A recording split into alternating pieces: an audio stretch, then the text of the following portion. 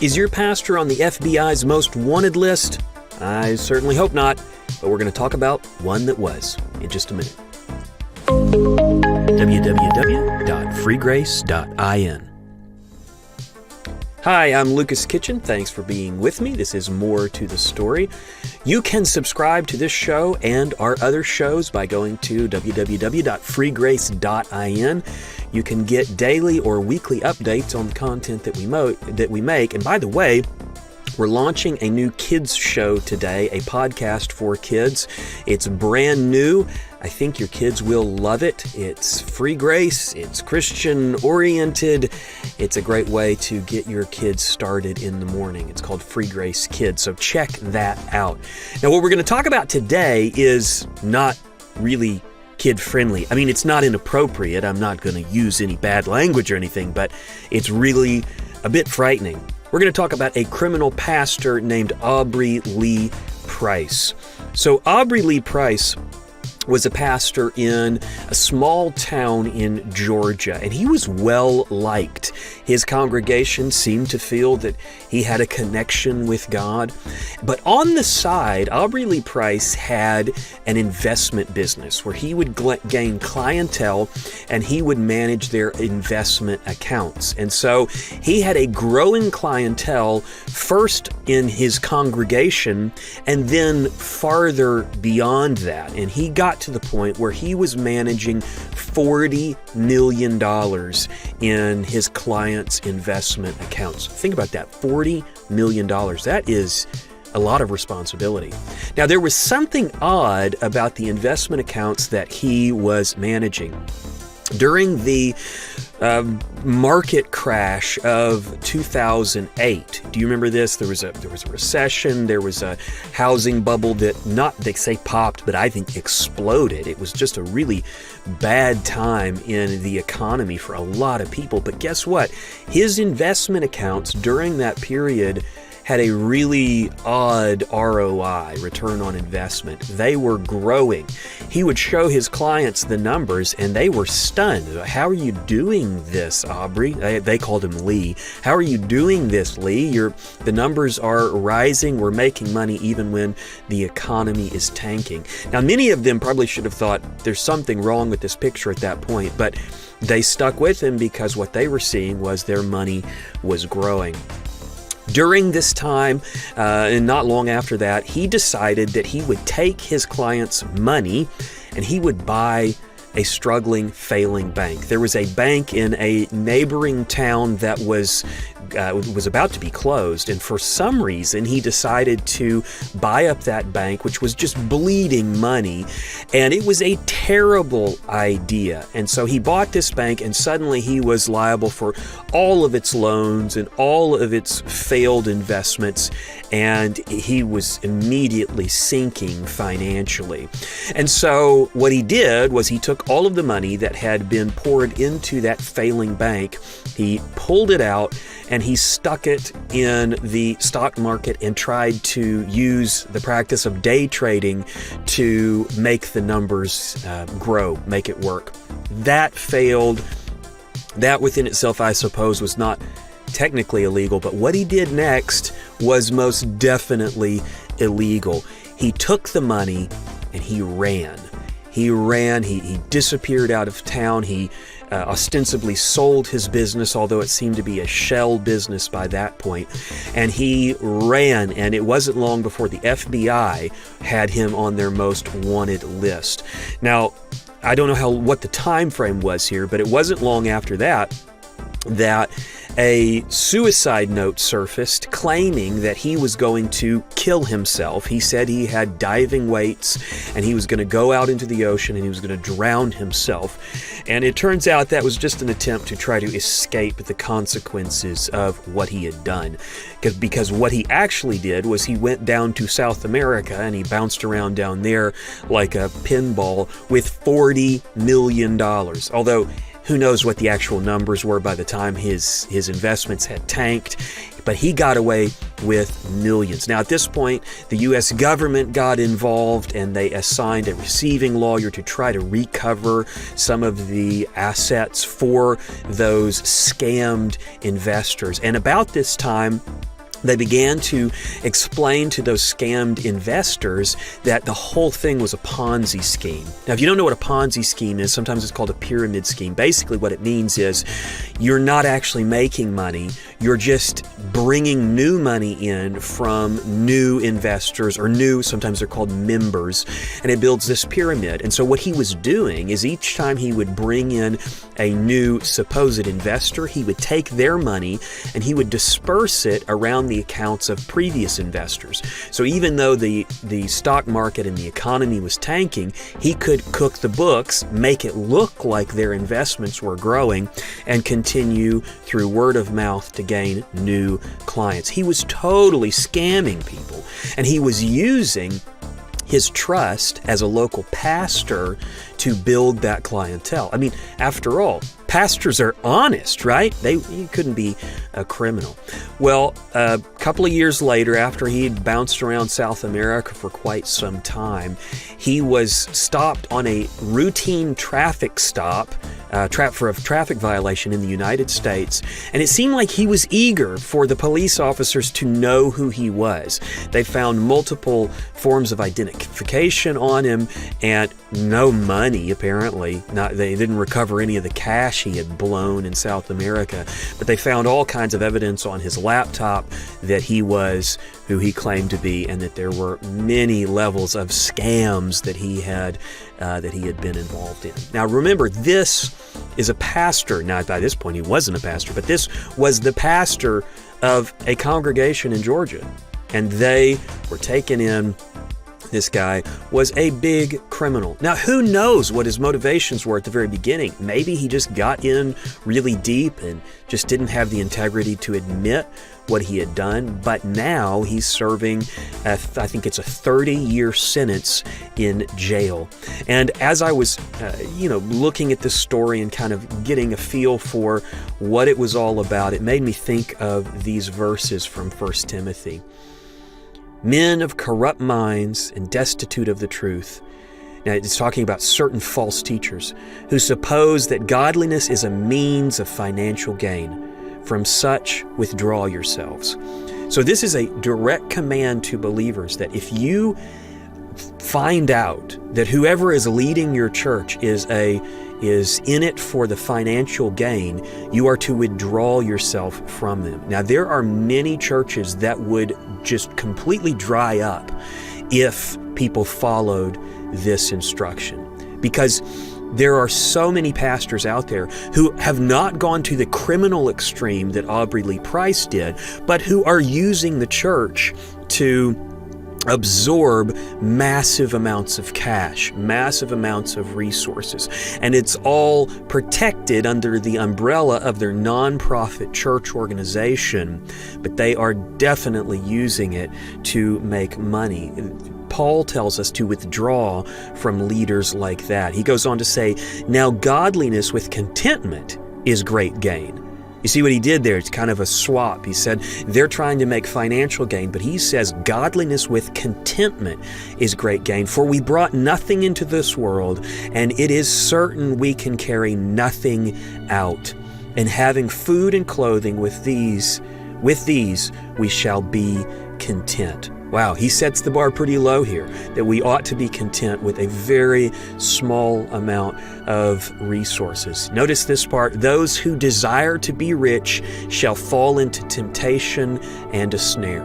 Now, we don't know if Aubrey Lee Price's motives were good at the beginning or not.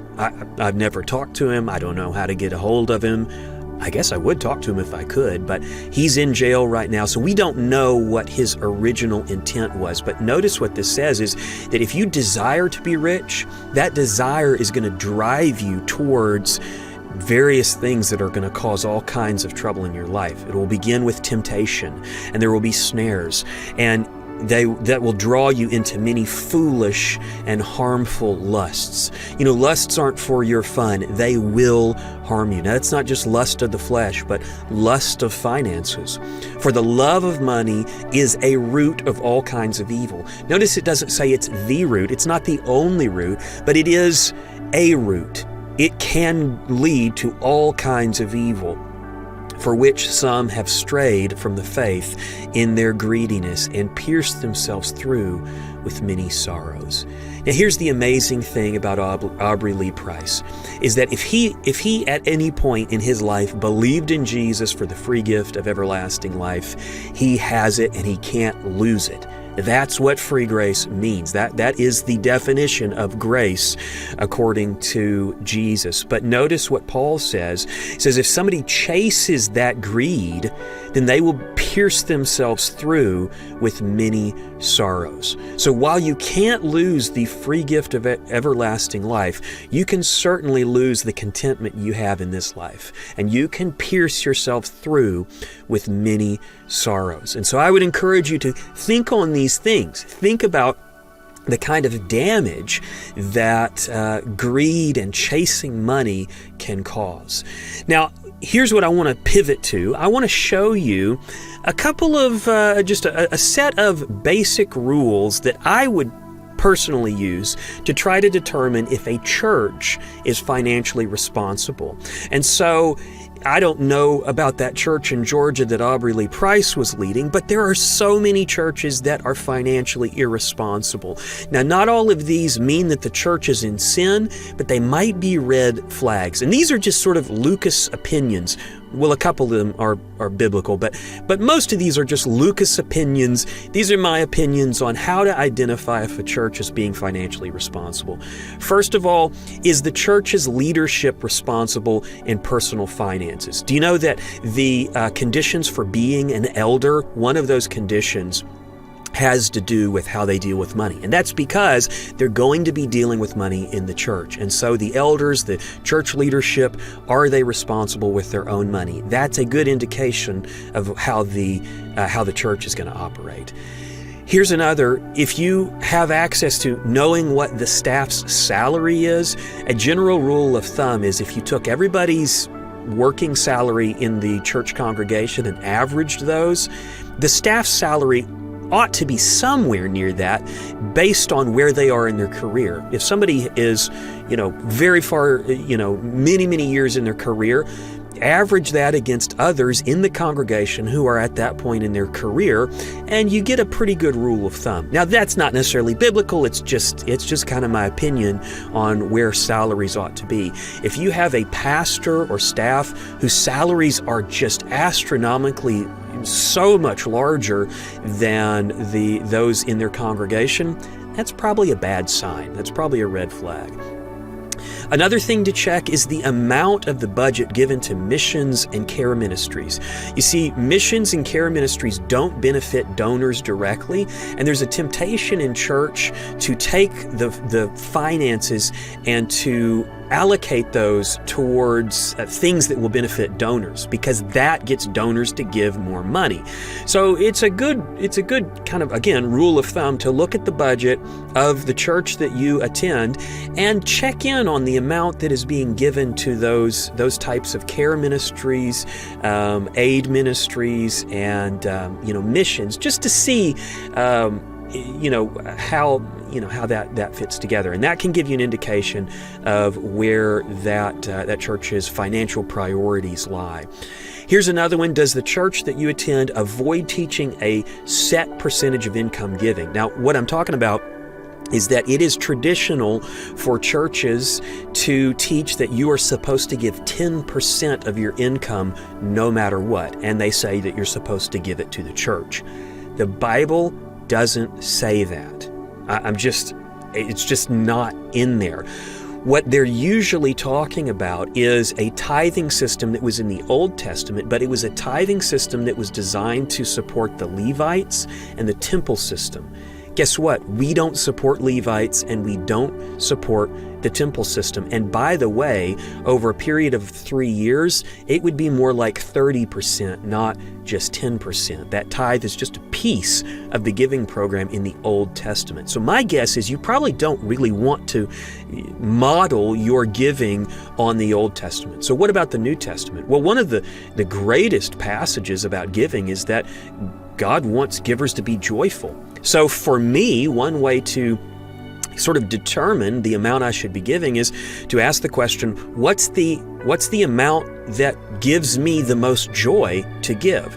And if you don't know that, if you've never given to, say, a church or a ministry, then experiment with it. Try to see what, maybe break your year up in 3-month segments and say, okay, I'm going to experiment giving 5% of my income to a church or a ministry, and let's see if that brings me joy.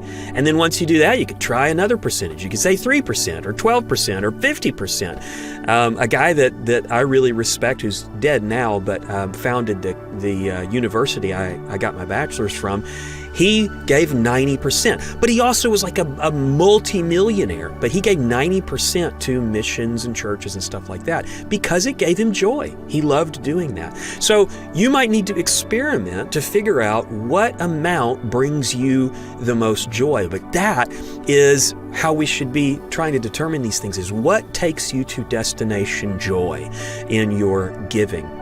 But if you're at a church that is enforcing a 10% tithe or strongly pressuring congregants to give 10%, they've gone outside of what the Bible says. Now, if they admit that and say that the Bible doesn't say 10%, but we like you to give 10%, fine. But if they're saying the Bible tells you to give 10%, then they're twisting the message. And most pastors know that. Most pastors that have studied the Bible know that. And so you can trust that they're kind of twisting the story a little bit. Here's another. Does your church have publicly available financial records? Now, they may not post it up on a billboard, but most responsible churches have their budget available when asked. And so it's a good practice. If you can't find it anywhere, if it doesn't get printed on the bulletin, which it rarely does, ask and take a look at the budget, and you can generally tell whether they're being financially responsible. If they don't offer their budget and it's not publicly available, to me that's a red flag. It's not necessarily a sin. There might be reasons to keep it private, but that's a red flag to me. Now, here's probably the biggest one, and this one is a theological issue, like the one before the last one, is does your church resist promising an ROI for giving? Now, what I mean is there are lots of churches out there where the pastor will stand up there and say, if you give to this church, God will give you money in some mysterious way. Sometimes we call this wealth teaching, but basically the idea is that if you give money to the church, then you're gonna get that money returned to you in some mysterious way 100 times over, 1,000 times over, whatever. And then when that doesn't happen, that pastor would then blame you because you didn't have enough faith. You gave the money, but you didn't have enough faith. It's a scam, folks. It's a scam. Avoid those types of teachers. Think about what that verse said. If that is the message, if it shows up in more than one message in 10 years, don't go to that church. Avoid that type of teaching. That is scam work. I'm just telling you. Be careful for teachers that do that kind of work. Now, if they're teaching that giving to the church can bring you joy, and it might bring you a return on your investment in the kingdom to come in the form of eternal reward or something like that, game on, man. That's great. That's good theology. But saying that you're going to get a financial benefit in this life for giving to a church, come on. I mean, that's not in the Bible. I'm sorry, it's just not there. When preachers use those kind of verses, what they do generally is they go to the Old Testament and they bury themselves in some statements from the prophets, and those have a really different context. Or they'll use verses that aren't talking about money. They'll talk about what you sow is. What you sow is what you reap. Those are not necessarily talking about money. But here's the thing: if you sow into kingdom work, where do you harvest the reward for that? Will you harvest it in the kingdom of heaven when Christ returns? Now, you might get joy, you might get contentment from doing it, but the ultimate reward is not in this life. It's not in this kingdom. And any preacher that tells you so is, man, they're lying to you. They're just lying to you, and you need to avoid them. And that's my basic rules, not rules, those are my basic opinions on how to identify a financially responsible church. So we've scraped the Milky Way here. We've covered criminal pastors. We've covered financial responsibility. I would encourage you to be thinking about these kind of things as you attend church. And by the way, if you don't attend church, maybe we need to do a video on that in the near future. Well, thanks for watching. I hope to be back with you very soon.